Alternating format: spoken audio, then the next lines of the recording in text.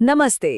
आज के इस एक्सप्लेनर में हम एक बेहद ही दिलचस्प और सदियों पुरानी सांस्कृतिक प्रथा के पीछे के विज्ञान और अध्यात्म को डिकोड करने वाले हैं। अक्सर जब किसी को नजर लग जाती है तो हमारे बड़े बुजुर्ग कहते हैं ना कि अपनी मुट्ठी में थोड़ी सी राई लो, उसे सिर से 7 बार वारो और फेंक दो। लेकिन क्या आपने कभी सोचा है कि आखिर ऐसा क्यों? सवाल ये है कि क्या राई के दाने सच में बुरी नज़र को दूर कर सकते हैं। आज हम किसी भी दावे का सीधा समर्थन नहीं कर रहे हैं, बल्कि एकदम न्यूट्रल तरीके से स्टेप बाय स्टेप ये समझने की कोशिश करेंगे कि स्रोत सामग्री इसके पीछे क्या लॉजिक देती है। तो चलिए बिना किसी देरी के शुरू करते हैं। ठीक है, तो चलिए गहराई से इस कॉन्सेप्ट को समझते हैं। आध्यात्मिक मान्यताओं पर जाने से पहले आइए जरा इसके भौतिक और विज्ञान वाले पहलू पर नजर डालते हैं, चुंबकत्व और घर्षण।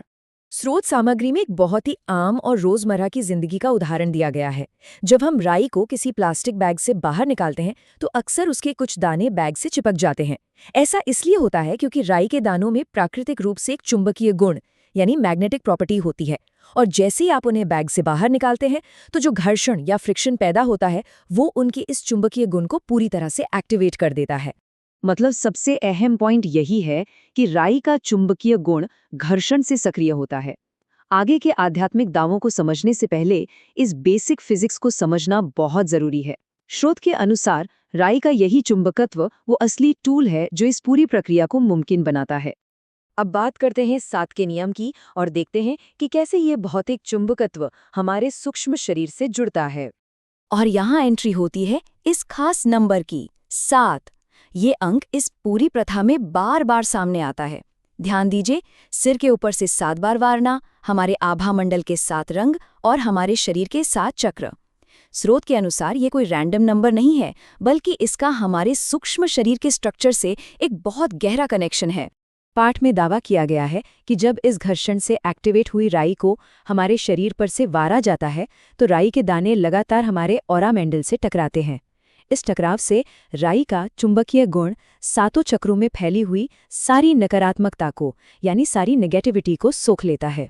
मूल रूप से कहें तो 7 बार वारने का सीधा सा मतलब है हमारे सूक्ष्म शरीर के इन 7 चक्रों की डीप क्लींजिंग करना। इसके बाद आता है इस अनुष्ठान का आखिरी और सबसे अहम फिजिकल स्टेप, उन दानों को ठिकाने लगाना। 7 बार वारने के बाद जो राई अब पूरी तरह से नेगेटिव एनर्जी से चार्ज हो चुकी है उसे घर से दूर किसी नाली में फेंक दिया जाता है। उस नकारात्मकता को घर से हमेशा के लिए दूर कर देना इस प्रक्रिया का एक बहुत ही अनिवार्य हिस्सा बताया गया है। अब तक हमने चुंबकत्व और 7 के नियम को समझा, लेकिन ये सब जिसके इर्द गिर्द हो रहा है वो है हमारा आभा मंडल, मानव सुरक्षा चक्र। आइए स्रोत की इस थ्योरी में थोड़ा और अंदर चलते हैं। आभा मंडल, जिसे हम ऑरा भी कहते हैं, स्रोत इसे मानव शरीर के चारों ओर मौजूद 7 रंगों वाले एक सूक्ष्म सुरक्षा चक्र के रूप में डिफाइन करता है। आप इसे हमारी बॉडी का एक इनविजिबल सिक्योरिटी रिंग मान सकते हैं। पाठ के अनुसार किसी भी बाहरी नेगेटिविटी के लिए ये हमारी पहली रक्षा पंक्ति है। स्रोत एक बहुत ही दिलचस्प दावा करता है। इसके अनुसार जब ज्योतिष शास्त्र के हिसाब से हमारी अच्छी या बुरी दशा चल रही होती है तो उसका सबसे पहला असर हमारे इस भौतिक शरीर पर नहीं पड़ता। जी हाँ, उसका सीधा असर सबसे पहले हमारे इसी आभा मंडल पर पड़ता है। अनुकूल समय इस आभा मंडल को सेफ रखता है, जबकि प्रतिकूल समय इस ढाल को कमजोर करने की कोशिश करता है। तो अब सवाल उठता है कि हम इस ढाल को मजबूत कैसे करें? यहाँ स्रोत सामग्री हमें भीतर से आभा मंडल की रक्षा करने के कुछ तरीके बताती है।